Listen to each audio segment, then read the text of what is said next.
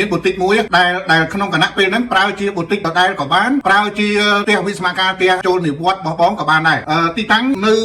1800 ម៉ែត្រពីផ្សារចាស់វាស្ថិតនៅប៉ែកខាងត្បូងនៅតាមដងស្ទឹងហ្នឹងមកហ្មងប៉ុន្តែវាមិននៅជិតស្ទឹងទេវាប្រហែលជា500 ម៉ែត្រពីស្ទឹងហើយនៅចន្លោះហ្នឹងពីអូតែហ្នឹងទៅខាងក្រៅហើយស្ទឹងនៅចំពាក់កណ្ដាលបាទមានន័យថា500 ម៉ែត្រពីគ្នាបាទហើយអ្វីដែលខ្ញុំចង់និយាយប្រាប់នៅពេលហ្នឹងបងទិញធ្វើជាផ្ទះលំហែក៏បានទិញហើយបងស្នាក់នៅមួយអគារទៅនៅសល់មួយអគារទៀតដាក់ជួលឲ្យញៀវដាក់ជួលហ្នឹងជាជួលជាលក្ខណៈឯបាទខ្ញុំណែនាំមិនមែនចេះជាងបងទេប៉ុន្តែរបស់ហ្នឹងវាល្អហើយអាចប្រើមុខងារបានពីរបើជាអូតែក៏បានបើជាអាផាតមិនជួលឲ្យភ្ញៀវក៏បានផ្លូវមានមុខក្រោយមានអាងទឹកមាន7កណ្ដប់បន្ទប់ដីវិញមាន1459 ម៉ែត្រការ៉េប្លង់រឹងទៅជ្រៅបងកាត់ថ្លៃ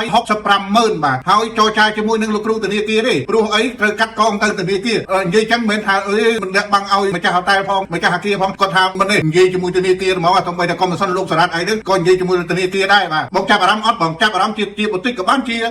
ផ្ទះវាស្មារតីផ្ទះលំនៅឋានអីក៏បានដែរបងល្អបងល្អ